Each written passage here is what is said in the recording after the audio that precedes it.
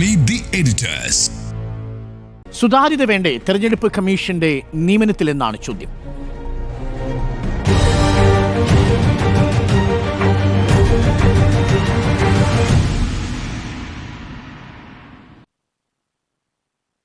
ബാലകൃഷ്ണൻ, ഇന്ത്യയിലെ മുഖ്യ തെരഞ്ഞെടുപ്പ് കമ്മീഷണറെ എങ്ങനെ തീരുമാനിക്കണം, മറ്റു തെരഞ്ഞെടുപ്പ് കമ്മീഷണറെ എങ്ങനെ തീരുമാനിക്കണം എന്നതിനെക്കുറിച്ച് സുപ്രീം കോടതി ഒരു ഇടക്കാല വിധി എന്ന് വേണമെങ്കിൽ നമുക്ക് പറയാം. കാരണം പാർലമെന്റ് ഒരു നിയമം നിർമ്മിക്കുന്നതുവരെ ഇന്ന കമ്മിറ്റി ആയിരിക്കണം, അതിൽ ചീഫ് ജസ്റ്റിസ് അടക്കമുള്ള പ്രധാനമന്ത്രിയും പ്രതിപക്ഷ നേതാവും അടക്കമുള്ള 3 പേരടങ്ങണം ആ സമിതിയിൽ എന്ന് നിർദ്ദേശിച്ചിട്ട് മണിക്കൂറുകൾക്കുള്ളിൽ തന്നെ അതിനെ ലംഘിച്ചുകൊണ്ട് ഒരു നിയമനിർമ്മാണം കൊണ്ടുവരിക, ആ നിയമനിർമ്മാണത്തിൻ്റെ പുറത്ത് പുതിയ നിയമനങ്ങൾ നടത്തുക, സുപ്രീം കോടതി ഇത് പരിഗണിക്കാനിരിക്കുന്നതിന് 48 മണിക്കൂർ മുമ്പ് ആ ഒഴിവിലേക്ക് വരാൻ പോകുന്ന ഒഴിവിലേക്ക് പുതിയ ആളെ ആ നിയമപ്രകാരം നിയമിക്കുക. അതിനെയാണ് ഇപ്പോൾ പ്രതിപക്ഷ നേതാവ് രാഹുൽ ഗാന്ധി എതിർത്തിരിക്കുന്നത്. സുതാര്യത വേണ്ടേ എന്നാണ് ചോദ്യം.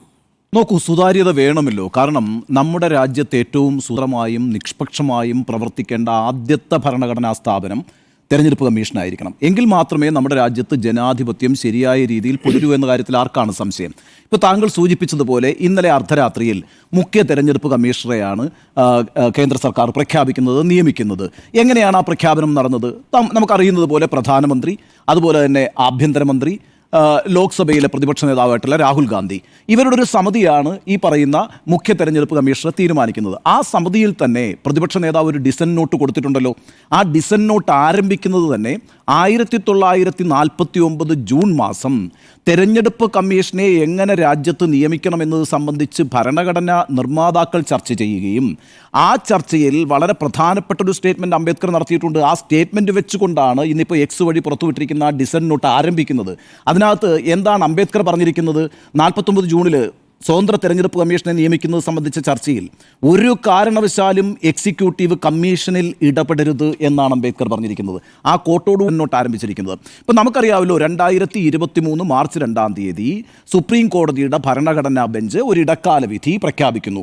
ആ ഇടക്കാല വിധിയിൽ സുപ്രീം കോടതി പറഞ്ഞിരിക്കുന്നത് തിരഞ്ഞെടുപ്പ് കമ്മീഷണറെയും കമ്മീഷണർമാരെയും നിയമിക്കുന്നതിന് വേണ്ടി ഒരു കമ്മിറ്റി ഉണ്ടാകുമ്പോൾ ആ കമ്മിറ്റി എങ്ങനെ കോൺസ്റ്റിറ്റ്യൂട്ട് ചെയ്യണം എന്നാണ് പറഞ്ഞിരിക്കുന്നത്. രാജ്യത്തിൻ്റെ പ്രധാനമന്ത്രി, രാജ്യത്തെ പ്രതിപക്ഷ നേതാവ്, പിന്നെ സുപ്രീം കോടതിയുടെ പരമോന്നത നീതിപീഠത്തിൻ്റെ പരമോന്നത ന്യായാധിപനായിട്ടുള്ള ചീഫ് ജസ്റ്റിസ് ഓഫ് ഇന്ത്യ, ഈ 3 പേരാണല്ലോ ആ കമ്മിറ്റിയിൽ ഉണ്ടാകേണ്ടത്. എന്താണ് അങ്ങനെ ഒരു കമ്മിറ്റിയുടെ പ്രത്യേകത എന്ന് പറയുന്നത്? നമുക്കറിയാമല്ലോ, പ്രധാനമന്ത്രിക്ക് ഒരു വ്യൂ പോയിന്റ് ഉണ്ടാകും, പ്രതിപക്ഷ നേതാവിന് വേറിട്ടൊരു അഭിപ്രായം ഉണ്ടാകും. ഇവിടെ ന്യൂട്രലായിട്ട് നിൽക്കും എന്ന് നമ്മൾ പ്രതീക്ഷിക്കേണ്ട ആളാരാണ്? ചീഫ് ജസ്റ്റിസ് ഓഫ് ഇന്ത്യയാണ്. അപ്പോൾ മാത്രമാണ് ആ കമ്മിറ്റിക്ക് ആ കമ്മിറ്റി കൊണ്ട് എന്താണോ ലക്ഷ്യമാക്കുന്നത് ആ ലക്ഷ്യത്തിലേക്ക് എത്തണമെങ്കിൽ ആ കമ്മിറ്റിയുടെ അംഗങ്ങളെ സംബന്ധിച്ച് പൊതുസമൂഹത്തിന് ഒരു ബോധ്യമുണ്ടാകണം. അത് ഏകപക്ഷീയമായിക്കൂടാ. ഇപ്പം എന്താണ് ആ ഉത്തരവ് ഭരണഘടനാ ബെഞ്ച് ഉണ്ടാക്കിയ ഉത്തരവിനെ അത് മറികടക്കാൻ വേണ്ടി ഭരണഘടനയുടെ ചട്ടം തന്നെ ഭേദഗതി ചെയ്യുന്നു. എന്നിട്ട് എങ്ങനെയാണ് തീരുമാനം എടുത്തത്? നമ്മളിത് ഒരു വർഷം മുമ്പ് ചർച്ച ചെയ്തിട്ടുള്ളതാണ് മീറ്റ് ദി എഡിറ്റേഴ്സിൽ ഈ വിഷയം. അതായത് എങ്ങനെയാണ് അത് പ്രധാനമന്ത്രി ഉണ്ടാകും, അതുപോലെ തന്നെ പ്രധാനമന്ത്രി തീരുമാനിക്കുന്ന ഒരു ക്യാബിനറ്റ് മന്ത്രി ഉണ്ടാകും, അതുകൂടാതെ ഈ പറഞ്ഞ പ്രതിപക്ഷ നേതാവ് ഉണ്ടാകും. അങ്ങനെ ഒരു കമ്മിറ്റി ഒരു തീരുമാനം എടുക്കുമ്പോൾ നമുക്കറിയാമല്ലോ ആ കമ്മിറ്റിയുടെ തീരുമാനം നിശ്ചയമായിരിക്കുമെന്നുള്ളത്. ഇപ്പോൾ പ്രധാനമന്ത്രി ഒരു അഭിപ്രായം പറയുന്നു, പിന്നെ പ്രധാനമന്ത്രി തിരഞ്ഞെടുത്ത പ്രധാനമന്ത്രിയുടെ ക്യാബിനറ്റിൽ പ്രധാനമന്ത്രിക്ക് താഴെ പ്രവർത്തിച്ചുകൊണ്ടിരിക്കുന്ന ഒരു മിനിസ്റ്റർ അതിനോട് ഡിസെൻറ്റ് ചെയ്യുമോ, അതിനോട് ഒപ്പോസ് ചെയ്യുമോ? അപ്പോൾ പിന്നെ 2-1 അല്ലേ തീരുമാനം? അങ്ങനെയാണ് പിന്നെ ഈ കമ്മിറ്റി കൂടുന്നത് എന്തിനാണ് ഈ കമ്മിറ്റി തന്നെ? അപ്പോൾ ശരിക്കും പറഞ്ഞാൽ ഈ രാജ്യത്തെ ജനാധിപത്യത്തെ നോക്കുകുത്തിയാക്കുന്ന ഒരു തീരുമാനമാണ് യഥാർത്ഥത്തിൽ അന്ന് ഈ പറയുന്ന ഇന്ത്യൻ സർക്കാർ 2019-2024 ഇന്ത്യ ഭരിച്ച നരേന്ദ്രമോദി സർക്കാർ എടുത്തതെന്നുള്ള അഭിപ്രായം അന്നും നമ്മൾ രേഖപ്പെടുത്തിയിട്ടുണ്ട്. ചീഫ് ജസ്റ്റിസ് ഓഫ് ഇന്ത്യ എന്തിനാണ് മാറ്റുന്നത്? ചീഫ് ജസ്റ്റിസ് ഓഫ് ഇന്ത്യ കൂടി ഇരിക്കുന്ന ഒരു കമ്മിറ്റിക്ക് ഉണ്ടാകുന്ന ആ പറയുന്ന അംഗീകാരമുണ്ടല്ലോ, ആ കമ്മിറ്റിയെക്കുറിച്ച് ജനങ്ങൾക്കുണ്ടാകുന്ന ഒരു ബോധ്യമുണ്ടല്ലോ, അത് വളരെ പ്രധാനമല്ലേ? അത് പൂർണ്ണമായും എടുത്തു കളഞ്ഞുകൊണ്ട് ഈ പറയുന്ന ഒരു കമ്മിറ്റി ഉണ്ടാക്കി ഞങ്ങൾക്ക് തോന്നുന്ന ആളുകളെ ഞങ്ങൾ നിയമിക്കും എന്നൊരു നിലപാടെടുക്കുമ്പോൾ അത് തെരഞ്ഞെടുപ്പ് കമ്മീഷൻ്റെ കാര്യത്തിലാകുമ്പോൾ അത് വളരെ പ്രധാനപ്പെട്ട ഒരു വെല്ലുവിളിയല്ലേ രാജ്യത്തെ ജനാധിപത്യത്തോടുകൂടി? അങ്ങനെ ഒരു ഏകപക്ഷീയമായ കമ്മിറ്റി നല്ലൊരു തീരുമാനം എടുക്കും എന്ന് നമുക്കങ്ങ് വിശ്വസിക്കാൻ കഴിയുമോ? നമുക്കറിയാമല്ലോ, 2014 നരേന്ദ്രമോദി അധികാരത്തിൽ വന്നതിന് ശേഷം ഈ രാജ്യത്ത് ഏറ്റവും കൂടുതൽ വിമർശനം കേട്ടിട്ടുള്ള, ആരോപണങ്ങൾ കേട്ടിട്ടുള്ള ഭരണഘടനാ സ്ഥാപനം ഏതാണ്? അത് ഇലക്ഷൻ കമ്മീഷനാണെന്നേ, തെരഞ്ഞെടുപ്പ് കമ്മീഷനാണ്. നിരന്തരം ആരോപണങ്ങളാണ് ഉണ്ടായിക്കൊണ്ടിരിക്കുന്നത്. നേരത്തെ തെരഞ്ഞെടുപ്പ് കമ്മീഷനെ കുറിച്ച് ആക്ഷേപങ്ങൾ ഉണ്ടായിട്ടുണ്ട് കേട്ടോ. അത് എന്താണെന്ന് അറിയാമോ? തെരഞ്ഞെടുപ്പ് കമ്മീഷൻ വളരെ കർക്കശക്കാരാണ് എന്നുള്ള നിലയ്ക്കാണ് ആക്ഷേപം ഉണ്ടായിട്ട്. ഇപ്പോൾ ടി എൻ ശേഷൻ്റെയൊക്കെ കാലത്ത് എന്ന് പറഞ്ഞാൽ ശക്തമായ ആരോപണങ്ങളാണ് എല്ലാ രാഷ്ട്രീയ പാർട്ടികളും ഉന്നയിച്ചുകൊണ്ട്, അത് ഭരണകൂടം അടക്കം ഉന്നയിച്ചിട്ടുണ്ട്, സർക്കാർ അടക്കം ഉന്നയിച്ചിട്ടുണ്ട്. ഞങ്ങൾക്കൊന്നും ചെയ്യാൻ കഴിയുന്നില്ല, അത്ര കാർക്കശ്യത്തോടുകൂടിയാണ് തെരഞ്ഞെടുപ്പ് കമ്മീഷൻ പെരുമാറുന്നത്. ഇപ്പോഴത്തെ പ്രശ്നം എന്താ? വളരെ ഏകപക്ഷീയമായി തെരഞ്ഞെടുപ്പ് കമ്മീഷൻ പ്രവർത്തിച്ചുകൊണ്ടിരിക്കുന്നു രാജ്യത്ത് എന്നുള്ളതല്ലേ ഏറ്റവും വലിയ ആരോപണം. നമുക്കിപ്പോൾ 2024 തെരഞ്ഞെടുപ്പ് എടുത്ത് നോക്കാം. 2024 2024 തെരഞ്ഞെടുപ്പ് നടന്നുകൊണ്ടിരിക്കുമ്പോൾ എന്തെല്ലാം ആരോപണങ്ങളും ആക്ഷേപങ്ങളുമാണ് ഈ തെരഞ്ഞെടുപ്പ് കമ്മീഷൻ നേരിട്ടത്. ഒന്നാമത്തെ ആക്ഷേപം ഈ പറയുന്ന വോട്ടർ ടേൺ ഔട്ട്, എത്ര പേര് വോട്ട് ചെയ്തു എന്നതിൻ്റെ ഒരു പെർസെൻറ്റേജ് പ്രഖ്യാപിക്കുമല്ലോ. ഇന്നിപ്പോൾ രാവിലെ തെരഞ്ഞെടുപ്പ് നടന്നു എന്ന് വിചാരിക്കുക, 6 മണിക്ക് തെരഞ്ഞെടുപ്പ് കഴിഞ്ഞാൽ ആദ്യം അതിൻ്റെ ഒരു റിപ്പോർട്ട് വരുമല്ലോ, എത്ര പെർസെൻറ്റേജ് വോട്ടിംഗ് നടന്നു, എത്ര പോളിംഗ് പെർസെൻറ്റേജ് ഉണ്ട് എന്നുള്ളതിൻ്റെ ഒരു റിപ്പോർട്ട് വരുമല്ലോ. നമ്മളൊക്കെ അത് റിപ്പോർട്ട് ചെയ്യും. എന്ത് പറഞ്ഞുകൊണ്ടാണ് റിപ്പോർട്ട് ചെയ്യുന്നത്? ഇതിൽ നേരിയ വ്യത്യാസം ഉണ്ടാകും എന്ന് സൂചിപ്പിച്ചുകൊണ്ടാണ് നമ്മൾ ആ റിപ്പോർട്ട് പുറത്തേക്ക് വിടുന്നത്. അങ്ങനെയാണ് ഉദ്യോഗസ്ഥരും നമുക്ക് ആ റിപ്പോർട്ട് തരിക. പിറ്റേ ദിവസം രാവിലെ ഒരു കറക്ഷൻ ഉണ്ടാകും, അതിൽ ചെറിയ വ്യത്യാസം ഉണ്ടാകും, എന്നാലും വലിയ വ്യത്യാസങ്ങളൊന്നും ഉണ്ടാകില്ല. ഈ പ്രാവശ്യം 2024 പൊതുതെരഞ്ഞെടുപ്പ് നടന്നു. 1ാം ഘട്ട പോളിംഗിൻ്റെ പോളിംഗ് പെർസെൻറ്റേജ് എപ്പോഴാണ് ഇലക്ഷൻ കമ്മീഷൻ പുറത്തേക്ക് വിട്ടത്? 10 ദിവസങ്ങൾക്ക് ശേഷമാണ്. 10 ദിവസങ്ങൾക്ക് ശേഷം ആദ്യഘട്ട പോളിംഗിൻ്റെ പെർസെൻറ്റേജ് പുറത്തുവിട്ടു. 2ാം ഘട്ട പോളിംഗിൻ്റെ പെർസെൻറ്റേജ് പുറത്തുവിട്ടത് 4 ദിവസങ്ങൾക്ക് ശേഷം. ഇതൊരു തമാശ എന്ന് പറയുന്നത് തമാശയല്ല കേട്ടോ, ഇതൊരു ഗൗരവകരമായിട്ടുള്ള കാര്യമാണ്. 1ാം ഘട്ട പോളിംഗ് കഴിഞ്ഞ് അന്ന് വൈകുന്നേരം ഇലക്ഷൻ കമ്മീഷനിൻ്റെ ഉദ്യോഗസ്ഥർ നമുക്ക് തരുന്ന പോളിംഗ് പെർസെൻറ്റേജും 10 ദിവസം കഴിഞ്ഞ് ഇലക്ഷൻ കമ്മീഷൻ സ്ഥിരീകരിച്ച് ഔദ്യോഗികമായി പുറത്തേക്ക് വിടുന്ന പോളിംഗ് പെർസെൻറ്റേജ് തമ്മിലുള്ള വ്യത്യാസം എത്രയാണെന്ന് അറിയാമോ? 5 to 6%. ഇത്രയും വലിയൊരു വ്യത്യാസം എങ്ങനെയാണ് ഉണ്ടാകുന്നത് എന്നുള്ള ആക്ഷേപം അന്ന് തന്നെ ഉണ്ടായിരുന്നു. അതിനൊരു മറുപടിയും കൺവിൻസിംഗ് ആയ ഒരു എക്സ്പ്ലനേഷനും ഈ നിമിഷം വരെ ഇലക്ഷൻ കമ്മീഷൻ തന്നിട്ടുണ്ടോ? ഇലക്ഷൻ കമ്മീഷൻ്റെ ഉത്തരവാദിത്തമല്ലേ ഈ രാജ്യത്തെ ജനങ്ങൾ ഈ രാജ്യത്തെ ഏറ്റവും വലിയ ഒരു തെരഞ്ഞെടുപ്പ് പ്രക്രിയയിൽ ജനാധിപത്യപരമായി പങ്കെടുക്കുമ്പോൾ അത് സുതാര്യമായിരിക്കണമെന്നും അത് സംബന്ധിച്ച് എല്ലാ ഇൻഫർമേഷനും അവർക്ക് കൈമാറണമെന്നുള്ള ഉത്തരവാദിത്വ ബോധം ഇലക്ഷൻ കമ്മീഷൻ ഉണ്ടാവണ്ടേ? അത് അവർ കാണിച്ചിട്ടില്ലല്ലോ. രണ്ടാമത്തെ കാര്യം എന്താണ്? ഏറ്റവും പ്രധാനപ്പെട്ട മറ്റൊരു ആരോപണമുണ്ടല്ലോ, വോട്ട് പോൾ ചെയ്യുന്നു, കാസ്റ്റ് ചെയ്യുന്നു, അത് കഴിഞ്ഞിട്ട് വോട്ട് എണ്ണുന്നു, ഇത് തമ്മിലുള്ള ഡിസ്ക്രിപ്പൻസി, അതും വളരെ പ്രധാനപ്പെട്ട. ഇതൊക്കെ സുപ്രീം കോടതിയിൽ കേസുകളായിട്ട് വന്നിട്ടുള്ളതാണ്, ചെറിയ കാര്യമല്ല. ഇവിടുത്തെ സിവിക് ബോഡി ഓർഗനൈസേഷൻസ്, ഈ പറയുന്ന പല പൗരസംഘടനകളും വളരെ പ്രധാനപ്പെട്ട ഒരു വിഷയമായിട്ട് സുപ്രീം കോടതിയുടെ മുന്നിൽ ഉന്നയിച്ചിട്ടുള്ള കേസുകളാണ് ഇതൊക്കെ. അതായത് ചെയ്ത വോട്ടുകളും എണ്ണിയ വോട്ടുകളും തമ്മിൽ അന്തരമുണ്ടായിരിക്കുന്നു എന്നുള്ളത് വളരെ പ്രധാനപ്പെട്ട കാര്യമല്ല. EVM-മായി ബന്ധപ്പെട്ട ഒരു പ്രധാനപ്പെട്ട വിഷയമാണത്. ഇലക്ട്രോണിക് വോട്ടിംഗ് മെഷീനെ സംബന്ധിച്ച് സംശയങ്ങളുണ്ടാകുന്ന ഒരു വിഷയം തന്നെയാണ്. ഇനി ഈ തെരഞ്ഞെടുപ്പ് പ്രചാരണ വേളകളിലൊക്കെ ഹെയ്റ്റ് സ്പീച്ചുകൾ ഉണ്ടായിട്ടുണ്ടല്ലോ, പലതരത്തിലുള്ള വിദ്വേഷ പ്രസംഗങ്ങൾ ഉണ്ടായിട്ടുണ്ട്. എന്തായിരുന്നു ആറ്റിറ്റ്യൂഡ്? പുച്ഛിച്ച് തള്ളുകയല്ലേ? പ്രതിപക്ഷത്തിന് നിരന്തരം കയറി ഇറങ്ങാനുള്ള സമയം ഉണ്ടായിരുന്നുള്ളൂ തെരഞ്ഞെടുപ്പ് കമ്മീഷനിൽ 2024. ഇന്ത്യൻ പ്രധാനമന്ത്രി അടക്കം എത്ര വലിയ വിദ്വേഷ പ്രസംഗം ആ രാജ്യത്ത് നടത്തിയത് നമുക്കൊന്നും മറക്കാൻ കഴിയില്ലല്ലോ. രാജസ്ഥാനിലെ ബൻസ്വാരയിൽ പ്രധാനമന്ത്രി നരേന്ദ്രമോദി നടത്തിയ പ്രസംഗം ഈ രാജ്യത്ത് ഒരു പ്രത്യേക വിഭാഗത്തെ ചൂണ്ടിക്കാണിച്ചുകൊണ്ട് അവർ നുഴഞ്ഞുകയറ്റക്കാരാണെന്നും അവർ പെറ്റുകൂട്ടുന്നവരാണെന്നും പ്രസംഗിച്ചിട്ട് എന്തെങ്കിലും ഒരു നടപടി അക്ഷരം പിന്നിട്ടുണ്ടോ ഈ പറഞ്ഞ തെരഞ്ഞെടുപ്പ് കമ്മീഷൻ? അതൊന്നും ഒരു കുഴപ്പമില്ല എന്ന് പറഞ്ഞ് എഴുതി തള്ളുകയല്ലേ ചെയ്തത്. മാത്രമല്ലോ, പ്രതിപക്ഷത്തെ ചില പ്രസ്താവനകൾ നടത്തിയപ്പോൾ വാണിംഗും കൊടുത്തിട്ടുണ്ടല്ലോ. അപ്പോൾ എന്താണ് പ്രശ്നം എന്ന് വെച്ചാൽ, ഈ തെരഞ്ഞെടുപ്പ് കമ്മീഷൻ എന്ന് പറയുന്നത് സർക്കാരിൻ്റെ കയ്യിൽ ഒരു ആയുധമായ ഒരു ടൂളായിട്ട് ഇങ്ങനെ പ്രവർത്തിച്ചുകൊണ്ടിരിക്കുന്നു എന്നൊരു തോന്നൽ രാജ്യത്തെ വോട്ട് ചെയ്യുന്ന ബഹുഭൂരിപക്ഷത്തിനും ഉണ്ടായാൽ, ബഹുഭൂരിപക്ഷം പോട്ടെ ഒരു ന്യൂനപക്ഷത്തിനുണ്ടായാൽ പോലും അതൊരു പ്രശ്നമല്ലേ? അത് നമ്മുടെ ഈ എന്താ പറയുക, ജനാധിപത്യത്തിൽ വീഴുന്ന ഒരു കറുത്ത പാടല്ലേ? അപ്പോൾ അത്തരത്തിലുള്ള സാഹചര്യങ്ങളുള്ളപ്പോഴാണ് ഇങ്ങനൊരു നിയമം കൊണ്ടുവരുന്നതേ. എങ്ങനെയാണ്? ഞാനും പിന്നെ എൻ്റെ ഒരു കൈക്കാരനും പിന്നെ പ്രതിപക്ഷ നേതാവും കൂടി കാര്യങ്ങൾ തീരുമാനിക്കും. ഞാനും എൻ്റെ കൈക്കാരനും കൂടി അങ്ങ് തീരുമാനം എടുക്കും. ആ തീരുമാനം എടുത്തു കഴിഞ്ഞിട്ട് ഞങ്ങൾ നിങ്ങളെ അങ്ങോട്ട് അറിയിക്കും, നമ്മൾ അതങ്ങ് നടപ്പാക്കും. ഇതാണ് ഇപ്പോൾ രാജ്യത്ത് നിലനിൽക്കുന്നൊരു കാര്യം. ഇപ്പം ഞാൻ മനസ്സിലാക്കുന്നതെന്ന് വെച്ചാൽ, നാളെ ഇപ്പോൾ താങ്കൾ സൂചിപ്പിച്ചതുപോലെ നാളെ ഈ കേസ് എടുക്കാണ്ടിരിക്കുകയാണ്. യഥാർത്ഥത്തിൽ ഈ മാസം 12-ാം തീയതിയാണ് ഈ കേസ് എടുക്കേണ്ടിയിരുന്നത്. ആ കേസ് ലിസ്റ്റ് ചെയ്തപ്പോൾ അത് അന്ന് എടുക്കാൻ കഴിഞ്ഞില്ല, അത് പോസ്റ്റ്പോൺ ചെയ്തു നാളത്തേക്ക്. പ്രശാന്ത് ഭൂഷൺ ഇന്ന് അഭ്യർത്ഥിച്ചിരിക്കുന്ന കാര്യം എന്താണ്? നാളെ 1ാമത്തെ കേസായിട്ട് ഇത് എടുക്കണം എന്നാണ് പറഞ്ഞിരിക്കുന്നത്. അതിൻ്റെ കാര്യം എന്താണെന്ന് വെച്ചാൽ 41-ാമതായിട്ടാണ് ഇത് ലിസ്റ്റ് ചെയ്തിരിക്കുന്നത്. 41-ാമത്തേതിലേക്ക് എത്തണം എന്നില്ല. അപ്പോൾ അതുകൊണ്ട് ജസ്റ്റിസ് സൂര്യകാന്താണ് ഈ കേസ് നോക്കുന്നത്. അദ്ദേഹം പറഞ്ഞതാ അറിയോ, നമുക്കിത് ലിസ്റ്റ് ചെയ്ത സ്ഥിതിക്ക് ഇനി ഒന്നും മുകളിലോട്ട് ആക്കാനൊന്നും പറ്റില്ല, നിങ്ങളൊരു കാര്യം ചെയ്യും, ഇടയ്ക്ക് മെൻഷൻ ചെയ്യൂ, അപ്പോൾ നമുക്കിത് പരിഗണിക്കാം എന്നാണ് പറഞ്ഞിരിക്കുന്നത്. നാളെ ഇതൊരു പക്ഷേ പരിഗണിച്ചേക്കും, പരിഗണിക്കപ്പെടേണ്ട ഒരു കേസാണ്. നാളെ ഈ കേസ് പരിഗണിക്കാതിരിക്കുന്ന സമയത്താണ് ഇന്നലെ രാത്രിയിൽ അടിയന്തരമായിട്ട് യോഗം കൂടിയിട്ട് ഈ പറയുന്ന മുഖ്യ തെരഞ്ഞെടുപ്പ് കമ്മീഷനെ അങ്ങ് നിയമിക്കുന്നത്. അതെന്താണെന്നറിയാമോ? സുപ്രീം കോടതിയെ വെട്ടിലാക്കുകയാണെന്ന് യഥാർത്ഥത്തിൽ ചെയ്തിരിക്കുന്നത്. കേന്ദ്ര സർക്കാർ രാജ്യത്ത് ഒരു മുഖ്യ തെരഞ്ഞെടുപ്പ് കമ്മീഷണറായിട്ട് ഒരാളെ അങ്ങ് നിയോഗിച്ചു കഴിഞ്ഞ് കഴിഞ്ഞാൽ പിന്നെ നാളെ നടക്കാനിരിക്കുന്ന ഒരു ചർച്ചയിൽ സുപ്രീം കോടതി കേസിൻ്റെ വാദത്തിൽ സുപ്രീം കോടതി ഇത് റദ്ദാക്കുന്നു എന്നൊരു വിധി പ്രഖ്യാപിക്കുമെന്നൊന്നും ഇന്നത്തെ സാഹചര്യത്തിൽ നമ്മൾ പ്രതീക്ഷിക്കേണ്ട. സുപ്രീം കോടതി അങ്ങനെ വലിയ നിലപാടുകളൊക്കെ എടുത്തിട്ടുണ്ട്. ഇപ്പോൾ ഇന്ദിരാഗാന്ധിയുടെ തെരഞ്ഞെടുപ്പ് റദ്ദാക്കിയ കോടതിയായിരുന്നല്ലോ രാജ്യത്തെ ഈ പറയുന്ന സുപ്രീം കോടതി. എപ്പോഴാണ്? ഇന്ദിരാഗാന്ധി പ്രധാനമന്ത്രിയായിരിക്കുന്ന സമയത്ത്. പക്ഷേ പിൽക്കാലത്ത് ഇപ്പോൾ ഈ 2014 ശേഷം ഇന്ത്യൻ കോടതികളെക്കുറിച്ച് തന്നെ അഭിപ്രായ വ്യത്യാസങ്ങൾ ഉണ്ടായിട്ടുണ്ടല്ലോ, അവരുടെ നിഷ്പക്ഷതയെക്കുറിച്ച് അഭിപ്രായ വ്യത്യാസങ്ങൾ ഉണ്ടായിട്ടുണ്ടല്ലോ. അപ്പോൾ ഞാൻ വിചാരിക്കുന്നില്ല നാളെ ഈ പറയുന്ന കോടതി വിധി ഈ മുഖ്യ തെരഞ്ഞെടുപ്പ് കമ്മീഷണർക്ക് എതിരായിട്ടോ അല്ലെങ്കിൽ കേന്ദ്ര സർക്കാരിനെതിരായിട്ടോ വരുമെന്നൊന്നും. പക്ഷേ നമ്മുടെ രാജ്യത്തൊരു ജനാധിപത്യ രാജ്യം എന്നുള്ള നിലയ്ക്ക് പാലിക്കേണ്ട ചില മര്യാദകളുണ്ട്. സുപ്രീം കോടതിയുടെ മുമ്പിൽ ഒരു കേസ് നിൽക്കുമ്പോൾ ഇത്തരത്തിലൊരു തീരുമാനം എടുക്കാൻ പാടില്ല. അപ്പോൾ അത് മനഃപൂർവ്വം സുപ്രീം കോടതിയെ പ്രതിസന്ധിയിലാക്കുകയാണ്, ബുദ്ധിമുട്ടിലാക്കുകയാണ്, വെട്ടിലാക്കുകയാണ്. ഞങ്ങളുടെ തീരുമാനമായിട്ട് മുന്നോട്ട് പോകും എന്നാണ് പറഞ്ഞിരിക്കുന്നത്. ഈ ഗാനേഷ് കുമാർ ഒരു അപ്പറേറ്റർ ആയിട്ടുള്ള ഓഫീസറൊക്കെ തന്നെ ആയിരിക്കും. 1988 കണ്ടാണല്ലേ അയാൾ കേരള കേഡറിലുള്ള AS ഓഫീസറാണ്. എറണാകുളത്ത് ജില്ലാ കളക്ടറായിരുന്നു, കേരള ഹൗസിലെ റെസിഡന്റ് കമ്മീഷണറായിരുന്നു, നീതി ആയോഗിൻ്റെ വൈസ് ചെയർമാനായിരുന്നു. പക്ഷേ ഈ പറയുന്ന ഗാനേഷ് കുമാർ കഴിഞ്ഞ 5 വർഷം പ്രവർത്തിച്ച എവിടെയാണെന്ന് അറിയാമോ? ഹോം മിനിസ്ട്രിയിലാണ്. ഹോം മിനിസ്ട്രിയിൽ അമിത്ഷായുടെ കൂടെയാണ് കഴിഞ്ഞ 5 വർഷമായി അദ്ദേഹം പ്രവർത്തിച്ചുള്ളതെന്ന് മാത്രവുമല്ല അദ്ദേഹത്തിനൊരു പ്രത്യേക ചുമതല ഹോം മിനിസ്ട്രി കൊടുത്തിരുന്നു. അത് ജമ്മു ആൻഡ് കാശ്മീരിൻ്റെ ഡെസ്കിൻ്റെ ചുമതലയായിരുന്നു. JNK ഡെസ്കിൻ്റെ ചുമതലയിൽ അദ്ദേഹം ഇരിക്കുന്ന സമയത്താണ് ആർട്ടിക്കിൾ 370 അബോർജിനേറ്റ് ചെയ്യുന്നത്, റദ്ദാക്കുന്നത്. ആ ദിവസങ്ങളിലെല്ലാം അന്ന് പാർലമെന്റിലേക്ക് ഈ പറയുന്ന അമിത്ഷായെ അനുഗമിച്ചിരുന്ന ആൾ കൂടിയാണ് ജ്ഞാനേഷ് കുമാർ. ഞാൻ അയാളുടെ ഇൻറ്റഗ്രിറ്റിയെക്കുറിച്ചൊന്നും അല്ല ചോദ്യം ചെയ്യുന്നത്. പ്രശ്നം എന്താണെന്ന് വെച്ചാൽ ഇത്തരത്തിൽ തന്നോടൊപ്പം കഴിഞ്ഞ 5-6 വർഷമായി ജോലി ചെയ്തുകൊണ്ടിരിക്കുന്ന ഒരാൾ, രാജ്യം തന്നെ വലിയ വിവാദമായി ചർച്ച ചെയ്തിട്ടുള്ള ഒരു പ്രധാനപ്പെട്ട നിയമം നടപ്പാക്കുന്നതിന് വേണ്ടിയിട്ടുള്ള എല്ലാ ഇനിഷ്യേറ്റീവും എടുത്തയാൾ, അത് തയ്യാറാക്കിയ ആൾ, അക്കാര്യത്തിലെല്ലാം പിന്നെ എന്താ പറയുക, ആഭ്യന്തരമന്ത്രിയെ പാർലമെന്റിലേക്ക് അനുഗമിച്ചിട്ടുള്ള ആൾ, ഒരു ഉദ്യോഗസ്ഥർ പാർലമെന്റിലേക്ക് അനുഗമിക്കേണ്ട കാര്യമൊന്നുമില്ല, അങ്ങനെ വന്നിട്ടുള്ള ആൾ, അങ്ങനെ വിശ്വസ്തനാണ് എന്ന് രാജ്യത്തെ സർക്കാരിന് തോന്നുന്ന ഒരാളെയാണ് മുഖ്യ തെരഞ്ഞെടുപ്പ് കമ്മീഷണറായിട്ട് നിയോഗിച്ചിരിക്കുന്നതെന്ന് പറയുമ്പോൾ ഈ ഭരണഘടനാ സ്ഥാപനങ്ങളോടുള്ള ഈ സർക്കാരിൻ്റെ സമീപനം എന്താണെന്നേ. ഓരോ ഭരണഘടനാ സ്ഥാപനത്തെയും തങ്ങളുടെ വരുതിയിലാക്കിക്കൊണ്ട് രാജ്യത്തെ ജനാധിപത്യത്തെ വെല്ലുവിളിക്കാൻ ഇറങ്ങി പുറപ്പെട്ടിരിക്കുന്ന ഒരു സർക്കാരാണ് ഇന്ന് രാജ്യം ഭരിച്ചുകൊണ്ടിരിക്കുന്നത് എന്ന കാര്യത്തിൽ എനിക്കൊരു സംശയവുമില്ല. അത് പല തീരുമാനങ്ങളിലൂടെ അവർ തെളിയിച്ചിട്ടുണ്ട്. അതിലെ അവസാന തീരുമാനം മാത്രമാണിത്. രാഹുൽ ഗാന്ധി എടുത്ത നിലപാട് കറക്റ്റാണ്. ആ ഡിസൻ നോട്ടോടുകൂടി ഇറങ്ങി പോരുക തന്നെയാണ് വേണ്ടത്, ഒരു സംശയവുമില്ല. പക്ഷേ ആ ഡിസൻ നോട്ടിന് പുല്ലുവില കൽപ്പിക്കുന്ന ഒരു നിലപാടായിരിക്കും ഈ പറയുന്ന സർക്കാരിൻ്റെ എന്ന കാര്യത്തിലൊരു സംശയമില്ല. ജ്ഞാനേഷ് കുമാർ തന്നെ മുഖ്യ തെരഞ്ഞെടുപ്പ് കമ്മീഷണറായിട്ട് തുടരും. ഒരു കമ്മീഷണർ കൂടി തീരുമാനിച്ചിട്ടുണ്ട്. ഒരു കാര്യം കൂടി ഞാനൊന്ന് പറഞ്ഞോട്ടെ. ഈ 2024 പിന്നെ ലോക്സഭാ തെരഞ്ഞെടുപ്പ് പ്രഖ്യാപിക്കുന്നതിന് ദിവസങ്ങൾക്ക് മുമ്പ് ഒരു തെരഞ്ഞെടുപ്പ് കമ്മീഷണർ രാജിവെച്ച് പോയില്ലേ? അദ്ദേഹത്തിൻ്റെ പേര് അരുൺ ഗോയൽ എന്നല്ലേ? ഈ നിമിഷം വരെ നമുക്കറിയാവോ എന്തിനാ രാജി പ്രഖ്യാപിച്ചതെന്നുള്ളത്? രാജിവെച്ചിട്ടേ അടുത്ത ദിവസം അടുത്ത തെരഞ്ഞെടുപ്പ് കമ്മീഷൻ ഉണ്ടാക്കി തെരഞ്ഞെടുപ്പ് പ്രഖ്യാപിച്ചിട്ട് രാജ്യം അങ്ങ് പോവുകയാണ്.